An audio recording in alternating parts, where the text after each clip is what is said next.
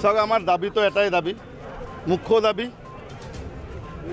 আমাৰ SDPO ছাৰক সৌৰভ গুপ্তা তেখেতক ইয়াৰ পৰা ট্ৰেন্সফাৰ কৰিব লাগে। দ্বিতীয় ৰাইজৰ দাবী আৰু এটা আছে, ট্ৰাফিক পুলিচ সিহঁতকে ইয়াৰ পৰা ট্ৰেন্সফাৰ কৰিব লাগে। কাৰণ সমগ্ৰ ৰাইজে এতিয়া জাগ্ৰত হৈছে। এইটো কোনো দল সংগঠনৰ বন্ধ নহয়, এইটো কোনো ৰাজনৈতিক দলৰ সমৰ্থকৰ বন্ধ নহয়, এইটো বন্ধ আমাৰ সমগ্ৰ গোসাইগাঁওবাসীৰ। আজি এই সৌৰভ গুপ্তা যেনেকৈ আমাৰ হিন্দু ধৰ্মৰ ওপৰত আঘাত আনিছে, আস্থাৰ ওপৰত আঘাত আনিছে, গোসাইগাঁৱৰ বুকুত এক কালো অধ্যায় লিখি থৈ গ'লে এই সৌৰভ গুপ্তাই। আৰু কালি ৰাতি প্ৰায় 10:30মান মানত SP ছাৰ আৰু আমাৰ DC বাইদেউ আহিছিল, ময়ো গৈছিলোঁ, মোকো মাতিছিল। যোৱাৰ পিছত ছাৰ মেডাম দুইজনে আমাৰ আশ্বাস দিছে, আমাৰ যোনবিলাক দাবী আছে সিহঁতে আলোচনাৰ মাধ্যমে সমাধান কৰিব। আৰু আমি শান্তিত প্ৰটেষ্ট কৰি আছোঁ, শান্তিত বন্ধ পালন কৰি আছোঁ। বন্ধ আকৌ এবাৰ কৈছোঁ, বন্ধ কোনো দল সংগঠনে দিয়া নাই, মই নিজে দিয়া নাই, এইটো সমগ্ৰ গোসাইগাঁওবাসী বন্ধ দিছে, তাৰ ভিতৰত ময়ো এজন। আৰু চবে বন্ধটো কিন্তু শান্তিপূৰ্ণভাৱে অবজাৰ্ভ কৰিছে, পালন কৰিছে। নাই, আপোনালোকেও চাইছে আমাৰ বন্ধ যোনবিলাক দিছোঁ। চাওক, আমি ক'ব গ'লে হিন্দু যি কমিউনিটি আছোঁ, ইয়াত বেংগলী মেজৰিটি এলেকা, ইয়াত বেংগলী মেজৰিটি এলেকা, ঠিক আছে। আৰু বেংগলী সমাজৰ এটা বিশ্বৰ ভিতৰত এটা উচ্চ মান আছে। আমি সেই উগ্ৰভাৱেৰে আমি হেৰি নকৰোঁ।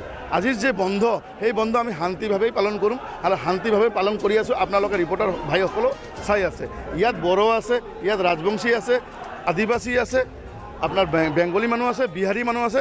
চবৰ এটাই কথা, আমাৰ ধৰ্মৰ ওপৰত আঘাত আনিছে, এই প্ৰতি উত্তৰ তাক দিমে আমি। সৌৰভ গুপ্তা SDPO তাক বহিষ্কাৰ ইয়াৰ পৰা ট্ৰেন্সফাৰ কৰিব লাগে, এইটো আমাৰ দাবী। আৰু ট্ৰাফিক পুলিচ দ্বিতীয়, আপোনালোকে চাওক, 5জন মিলি কেনেকৈ বিসৰ্জন হ'ব পাৰে। আমাৰ বছৰত এবাৰ দুৰ্গা পূজা আহে, এই দুৰ্গা পূজা আমাৰ এটা ডাঙৰ উৎসৱ, প্ৰত্যেক জাতি জনগোষ্ঠীৰ চবে মিলি এইটো উদযাপন কৰোঁ। আজি আদিবাসীও কৰি আছে, আজি বড়ো মানুহো দুৰ্গা পূজা কৰি আছে, আজি সংখ্যালঘু ভাইহঁতেও আমাৰ লগত একলগত হৈ আমি সহযোগ কৰি আছোঁ। আপোনালোকে চাওক, আমাৰ ধৰ্মৰ ওপৰত আঘাত সানিছে, এই সাহসটো ক'ৰ পৰা পালে? আজি ইয়াত কিবা তৃতীয় শক্তি বা কিবা ষড়যন্ত্ৰ আছে বুলি আমি অনুভৱ কৰিছোঁ। কাৰণ কোকৰাঝাৰ ডিষ্ট্ৰিক্টৰ ভিতৰত আমাৰ চাব ডিভিশ্যন, এইটো কোকৰাঝাৰৰ বেলেগ এটা নিয়ম, ইয়াতে এটা নিয়মটো একে বনাইছে SOP। 10 তাৰিখত SOP ডিক্লেয়াৰ দিছে। কোকৰাঝাৰত কিয় তেতিয়াহ'লে 1:30 বজাত বিসৰ্জন হৈছে, আৰু গোসাইগাঁৱত কিয় দুপৰীয়া 1-2? চাওক, ইলেকশ্যন আহি গ'ল, আছে আৰু কেইদিনমান, হ'ব পাৰে, ডাঙৰ কথা নহয়। কিন্তু আমি ধৰক ইলেকশ্যনৰ লগত আমাৰ কোনো মতলব নাই।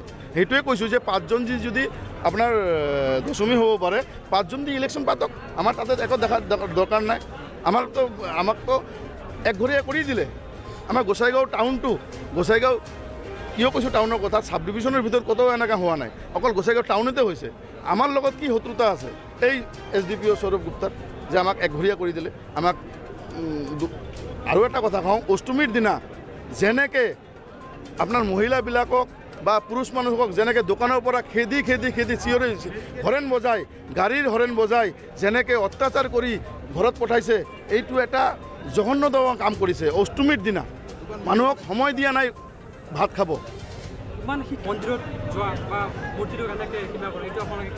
নাই, এইটোতো আমি একদম ধিক্কাৰ জনাইছোঁ।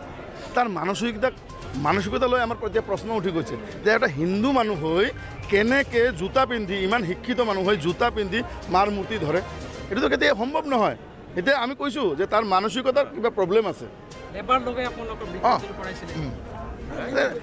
আপোনালোকে ৰিপৰ্টাৰে সোধক যে লেবাৰ লগাই যে বিসৰ্জন কৰালে, সিহঁতৰ কেইটাৰ ভেকচিন লগোৱা আছিল, কেইজনৰ আই কাৰ্ডটো চাইছে? কাৰণ চাওক, আমি হিন্দু ধৰ্মৰ মানুহতো, আমাৰ মূৰ্তি যেতিয়া আমি বিসৰ্জন কৰোঁ, আমাৰ হিন্দু মানুহৰ প্ৰয়োজন।